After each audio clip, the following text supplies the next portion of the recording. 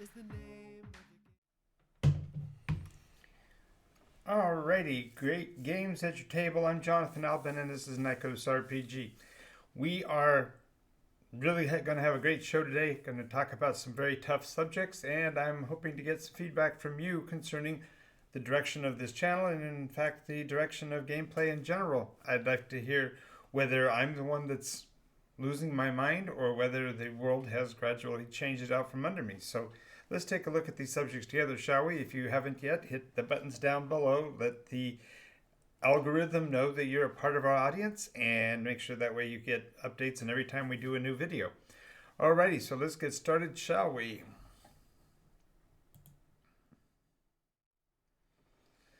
So the question is, are we playing the game wrong or are we playing the wrong game?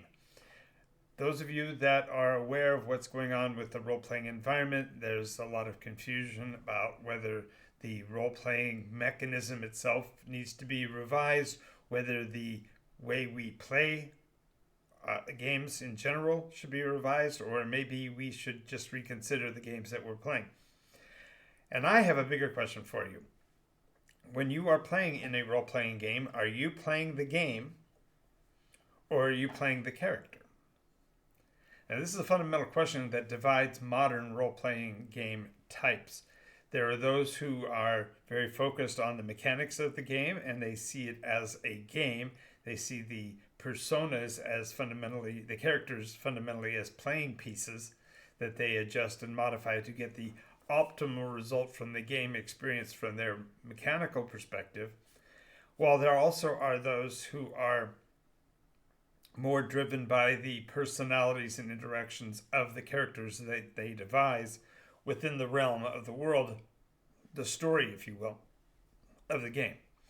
And this differentiation is really the difference between those players who see role-play games as a tactical exercise, a game fundamentally that can be won, optimized, beaten, folded, spindled, and mutilated, or those who play the role-playing game as a story to be lived, a world to explore, and a character to experience.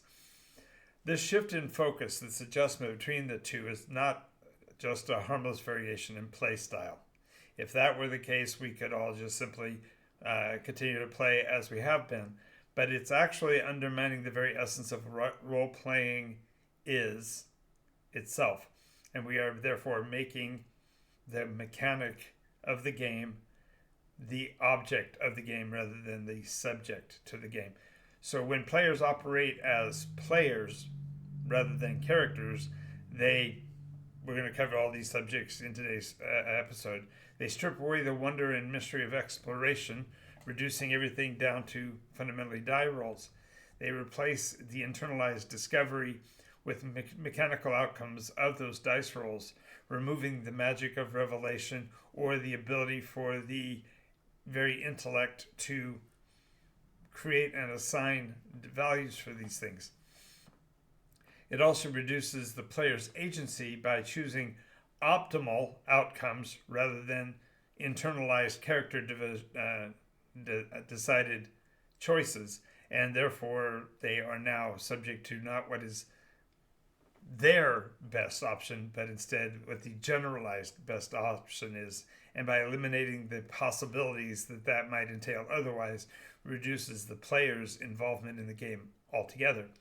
And then finally, it eviscerates the GM's ability to create and innovate, because why create when players are going to obviate? When you're going to build a system, you are going to want to be more than just a referee of how things might be caused, but also you want to be a world builder and a developer. And I believe when you come down to it, we're going to see that this one is in particular the real reason for the challenges that we're facing. And so make sure you stay till the end, because that last one's going to be really big. But today we're going to talk about why these metagame mindsets are a creeping poison in roleplay and how we can work to reclaim the magic of RPGs as they were originally devised. Hey, why don't we go ahead and roll initiative?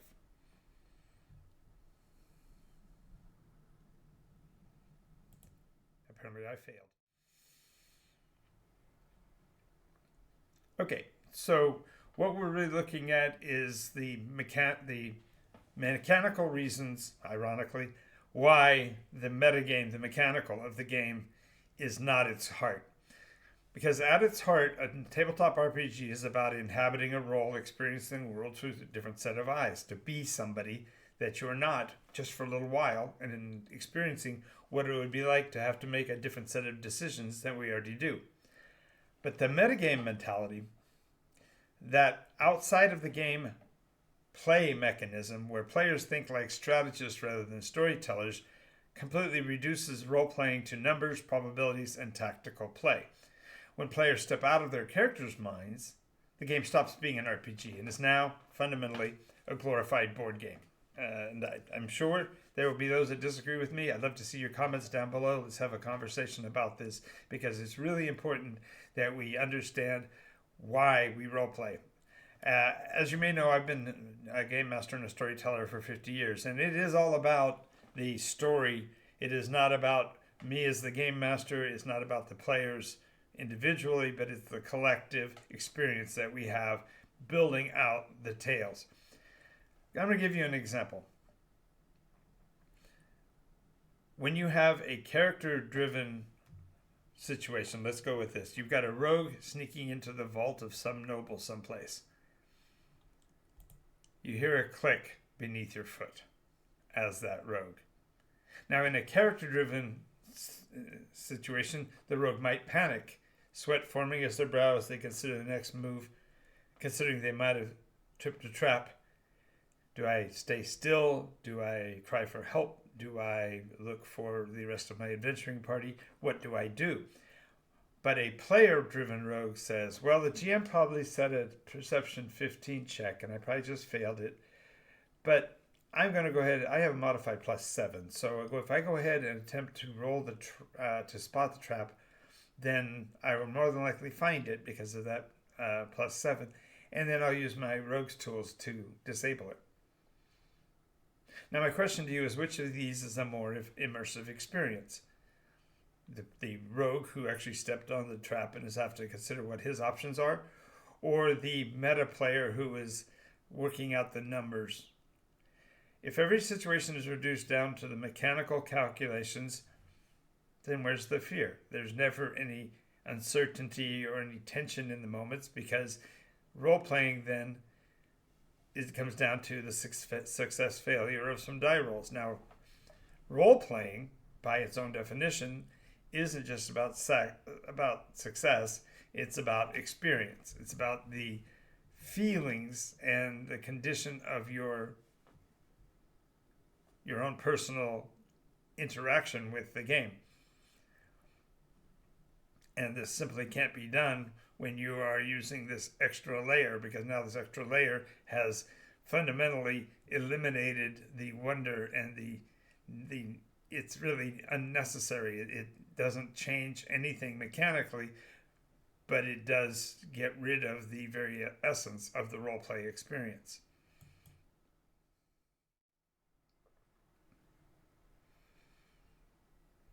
Now, some players think that playing from the player's perspective makes them smarter, gives them an edge. Perhaps it improves their abilities, makes their mistakes less obvious, or even improves their strategic choices. But here's the truth. If you think from the player's perspective, it's adding nothing to the role play experience. Yes, it is adding to the play experience, but not to the role playing experience. It serves no narrative purpose, no immersive purpose, and absolutely no creative purpose to think like a player. Because then the player is constantly asking for himself, is this the most effective choice? What's the most optimal spell for this encounter? And how do I get the best possible loot from the others? If they're doing these things, then are they playing a role-playing game, or are they playing a tactical war game? If you're thinking about the optimal successes and such, you're not thinking like a person in the scene. RPGs thrive on creative problem solving, not on the ability to calculate the probability and use the mechanics of a system to game it. Now, And another aspect of this is that metagaming also reduces the wonder and mystery down to the die rolls. Now, when I say wonder and mystery, the situation that the players have gotten themselves into in the game are themselves the heart of the roleplay experience. If we don't know what might come before us, we might be interested in discovering that. But the metagame reduces both wonder and mystery to sheer game mechanics. Now, let's give another example like we did before. If you walk into a crypt with ancient inscriptions scrawled upon the walls, the game master might describe them as eerie, pulsing faintly with some unknown power. The character-driven player will study them, look for meaning, maybe even test the magics, perhaps look for what they might know, go through their notes, for example, experiencing the unknown as if they are there in the scene. But a player-driven meta player will think, well, I'll just go ahead and use my Arcana stat and my Arcana skill, and I'll roll against that, and therefore I'll have about a 50-60% chance of getting success on it.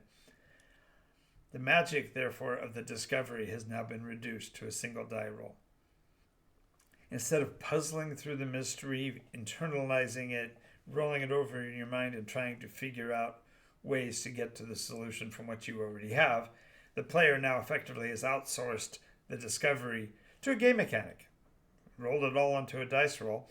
Instead of engaging in an intellectual play of the scene, perhaps interacting with other players for their input and such, they're demanding the answer to come from a stat block, numeric value. Now, this is antithetical to roleplay altogether, because RPGs should cause the player to consider what they may know about the world, look for new solutions inside the world, not just metagame to a die roll.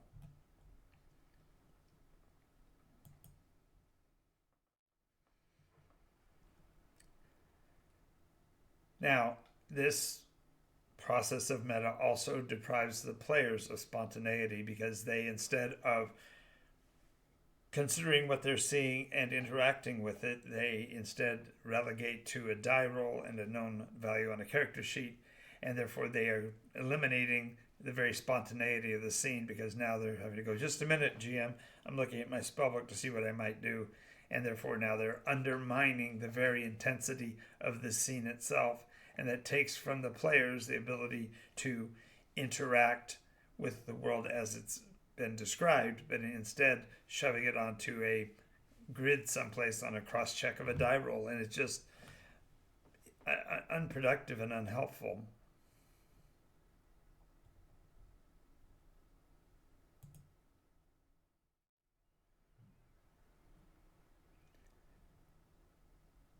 The reality is that it is eviscerating GM creativity. Didn't even look at my other camera. GM creativity and innovation, because a good RPG isn't just about the players. It's about the story, the game master, the environment that's been created, the very world around.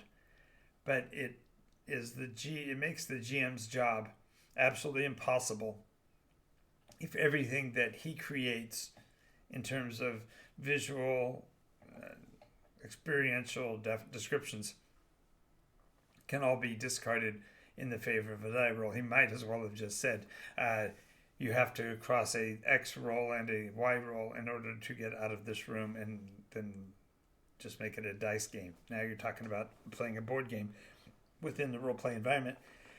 It gets rid of the very process. Now, how does this happen? It happens because the players start to see the game world as defined as a set of mechanics. If, for example, you discover that when you are operating, say in Moonlight, you need a certain die roll to be able to see, instead of fumbling in the dark and trying to determine how you're going to work without the light source.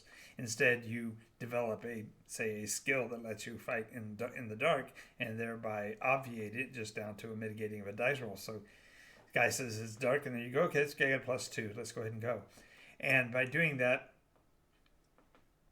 you also allow the players to then redefine the interactions with your NPCs/NEPs in a completely different way. In other words, instead of interacting with them through conversation and deciding what they do or don't know and what they need to share in the description, they can start to analyze, well, if the GM is having us have a dialogue with this guy, then the dialogue must be a key element, and so therefore he must be giving us a quest or something. So let's cut to the chase and roll for our perception to see whether or not we can glean what he's really trying to get to, rather than actually think about what it is he could be trying to get to. Instead of exploring a location, even if the GM has described it in detail, they figure it must have something to do with a secret or concealed door, and so now they'll ask to roll perception to find that out, rather than actually doing the more visceral moving of books around on the shelf to try to find such a door. They have completely missed the point of the engagement, and they've made it so that the storyteller's narrative and their input is now been pushed to the side. Now, to be honest, there are some of you that may be what role-play games are for you, and then that's okay. But when I speak of a role-play game, what I'm looking for is an element where I can craft a multi-layered, deep mystery that the players can actually engage with and consider and discuss, rather than having them simply spam a bunch of insight rolls to see if they can find out who's lying in the scene and who they should trust. And why design a world anyway with that complex history when the players are just going to roll with a complex history if the players are just going to roll a dice against a skill in history and be done with it? Now this forces, unfortunately, if you're going to have a game master who's going to play in that environment, the game master has to design his challenges with that active extra layer of the meta in mind. So this means instead of making monsters feel like living and breathing threats, they have to be balanced in terms of stat block in order to make it a more difficult mechanical encounter, since that's what the players are apparently wanting by switching to this game mode, this meta mode, instead of the role-play game that you originally intended to play. And then therefore, instead of creating deep puzzles that are creative and insightful, they have to be sure that the answer is too easy, or else players will simply roll the skills check and discover the conclusion. So it really makes being a game master a lot harder to do, and fundamentally turns the storyteller into a judge, jury, and executioner of rules arbitration, a rules lawyer and a judge, or what's the word I'm looking for, a referee, rather than as a storyteller. And when players think like metagamers, the GM is therefore forced to create a board game mechanism and a mental structure that can be overcome with these numbers just to make it something that the players can and will engage with. In other words, it drives dull, predictable, mechanics-driven play that's not building into the role play of the encounter at all. A great game master thrives on the ability to tell a story where the players and the GM are both discovering the world together, not when the players treat the world as some sort of game board.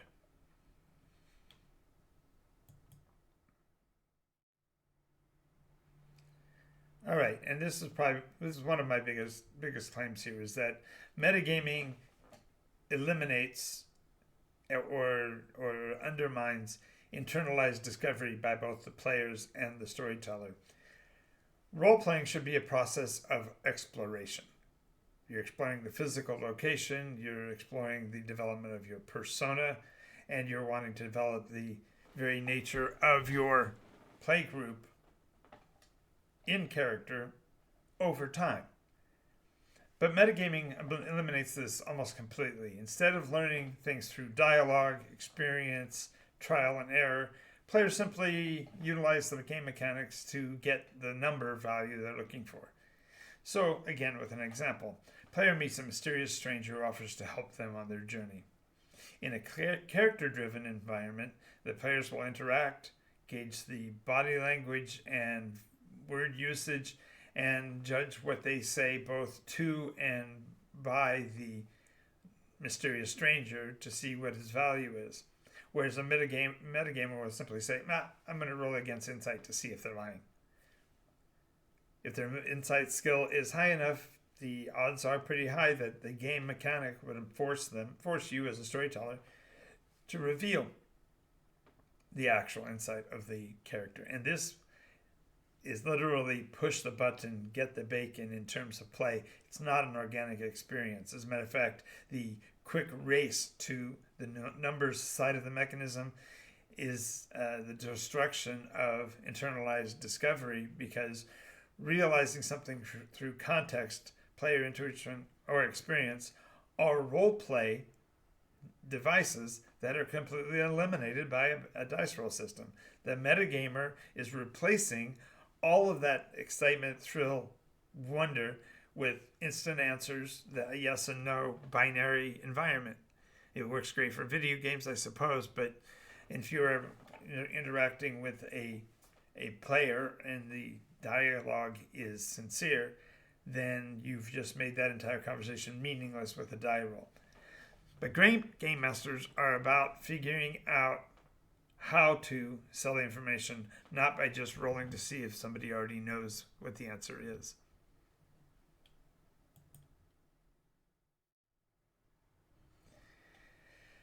So my statement of premise and my statement of conclusion is that metagaming is actually killing tabletop role-play games. And I'm going to, my conclusion is perhaps a little bit more deep than where I was going before. So this is the part you really want to pay attention to. In the early days of role-playing game, the game was the tool for the experience, not the focus. It was a framework that allowed for a persona, a player, to fulfill a role, explore an unknown world, and make decisions based on the limited knowledge that their characters possessed.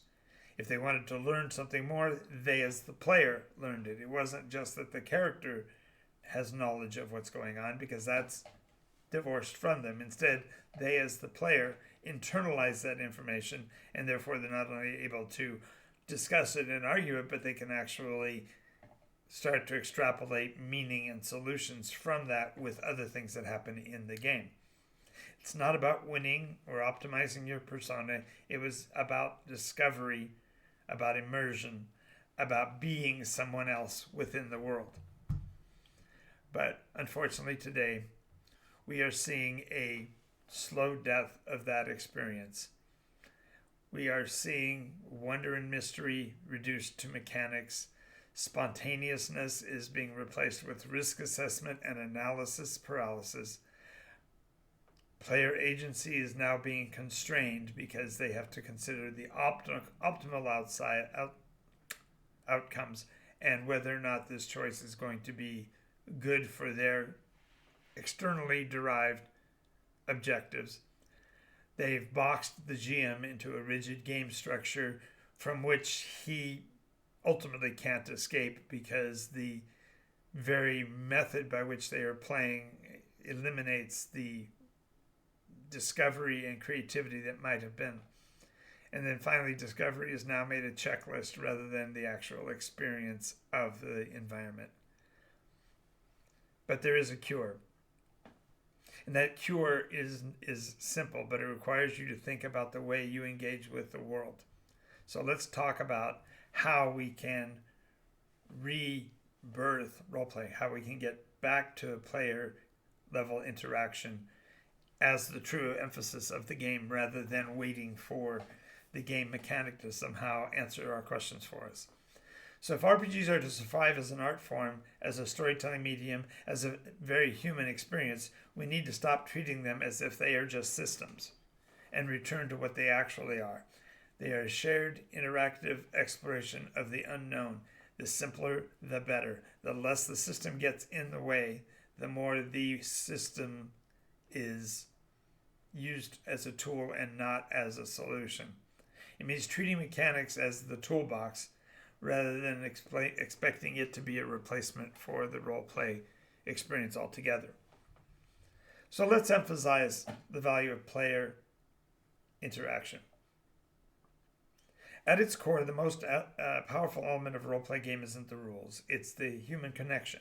When you're sitting at the table, what do you remember from session over session? Is it the actual how the game mechanics work together?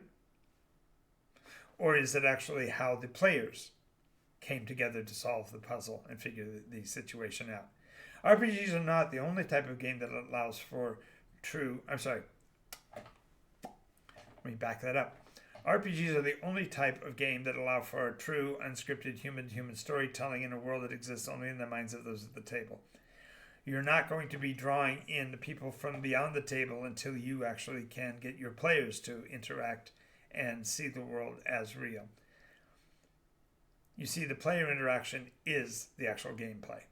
It's not the dice rolls, it's not the stat sheets, it's not the game mechanics, it's not the rule books, it's the actual interaction between the players. Every meaningful moment in an RPG comes down to the organic, unpredictable interactions between the players and the game world. Let's go with yet another example. The party's bard isn't rolling persuasion to convince the king of their innocence. They are actually in real time crafting an argument. Let me back this up even further. Let me give you an actual situation that occurred in a game that I was running. The players were tasked with providing a king with explanation of what was going on outside of his boundaries, as they were newcomers from another realm. So, as the player was a bard, and we as players were fairly sophisticated at that time, I asked that bard to create an iambic pentameter poem of 4 stanzas or more that would explain their situation to the king that they were meeting with, as he was a king and the bard was a bard. So the players endeavored to do so, and they sat on my front porch for about 2 hours and came up with this poem. And the argument that I'm making here is that they did not say, well, let me just dice roll to see whether or not I can build that poem out, because that would have taken 2 seconds and taken all the fun out of it. But the fact that they had to consider everything they were trying to say and then deal with the poetic structure of an iambic pentameter, and even to know what that was, indicated that we were a fairly sophisticated little audience. Nonetheless, the poem was a world changer, and we'll go more into that in another setting. But my point here is that imagine if we had replaced that with a mere dice roll. On a failure, nope, we didn't get a poem. Enough said. On the other hand, if they wrote the poem really well, even if I had required a die roll, the actual poem itself is evidence of their experience and their work, and therefore was far more valuable both to them and to myself than the die roll would have ever been. And so the true magic of RPGs happens when the player to player and player to GM interactions occur, not reacting to numbers on a character sheet. So now let's talk about a slightly separate issue, and that is, how do we restore the spontaneity and emotional involvement of an RPG into a system that's been mechanized? It's been utilizing the rules to obviate or ignore the actual abilities and skills they might need to learn. A great RPG session is one where the players are so immersed and so connected to the story that they stop thinking about the dice and the mechanics of the game altogether. They are not focusing their mental energy on which of the limited skills lists that they have to work with they might use to solve the situation. They are actually grinding on the actual puzzle of the situation altogether. They are living in the moment. They are looking for those choices with the weight of their survival. They aren't reacting, they're strategizing. And this happens when the players abandon the metagame and insist commit to the possibility of the unknown and working through the knowns and the unknowns to come up with their solutions. They stop seeing it as a puzzle to solve and looking for the right key to unlock the right mechanism. Instead, they are treating it as a real place to explore. And for every situation that gives a challenge, there also should be additional options. So they stop asking what the best move is, and instead are actually focusing on what their persona, what their character would do in that situation. And they embrace this uncertainty directly rather than trying to control the outcome with die roll mechanisms. I suppose that the important point to realize is that the memorable moments in your role-play games are never going to be about the dice rolls. They're going to be about the weighty decisions and the dangers of making them that are made in the heat of the moment, which allows them to learn from their mistakes. I've got a friend of mine has a t-shirt that says something absolutely truthful. It says, bad die rolls make great role-playing. The idea of, if you have a crummy dice roll, it's going to be a bad thing, but if you can role play around it, then you're golden. The next thing we want to talk about is the idea of player agency. And I know this subject has been talked about on a bunch of different channels. And it really falls into the understanding of what metagaming does to the tabletop and how to become the person in the story rather than just a character on a sheet. One of the biggest lies of metagaming is that they somehow present they might give the player more control of the game. But in reality, it does the opposite. It reduces the real choices down to mathematical probability. The possible, the impossible, and the really cool but really dangerous are removed from the equation by mathematical probability. True player agency doesn't come from making the best tactical choice. It makes from meaningful choices. In other words, doing what the persona would do.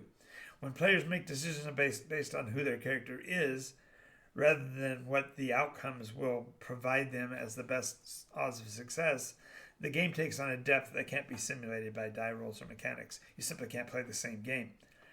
Another example. You're playing a paladin who has sworn an oath to never take an innocent life. The party's outnumbered. You know that breaking your oath might save them, but if you stay true to your beliefs, you might all die. A player-driven choice would be, I can kill them because tactically it makes sense, and I don't want my character to die. Whereas a character-driven one is, even if it means my death, I will hold my oath. I will find another way. That triggers in the brain, and therefore makes the character-driven player more worthy, I suppose. But it does beg the question, which of these decisions means something valuable? If we recenter play RPGs on meaningful player choices rather than optimized ones, we restore the reason for RPGs to exist in the first place. Remember, the idea of a role-playing game is to experience the decisions that we would make if we were someone other than ourselves. That's what role-play comes down to. When we do this, we restore that reason to play and therefore make the game mean something more. I've said this before, the purpose of the Nikos role-play mechanism, the very reason why I wrote an entire system, was to give back to players the ability to become more. And this is one of those great examples. Now let's look at the role of a game master. In a meta-driven system, he's already been relegated to being a referee. So how do we go from referee back to world builder? When the players metagame, they are forcing the GM into a restricted role of simply adjudicating dice rolls and using dice to resolve everything instead of open-ended discussion and creative endeavors. But when we go back to embracing the very concept of roleplay we're talking about, the GM gains their freedom back. The GM can now create mysteries that are solved through the discovery, not through dice rolls, not through game mechanics adherence, but by the players engaging with that story and picking it apart and analyzing it. It means that the GM can provide non-player characters who interact dynamically because they're supposed to be there, not just as quest monsters that provide the goods automatically. The GM therefore can develop NPCs who are operating as living beings, and that adds a dimension to the interactions that are generally not there in a meta-driven system. And ultimately, the game master can build world base on what the players do in the game, not just balance stat blocks encounter to encounter, but instead on the meta, build out what the players might engage with as they are pursuing their own goals, not necessarily adhering to the checklist that the game master might have made for the meta play game. It's only when the players can stop treating the GM like a referee and start treating him like the backdrop of a story that they can actually see the story as real and therefore make the game virtually limitless in what they might accomplish. So, I said all that to say this.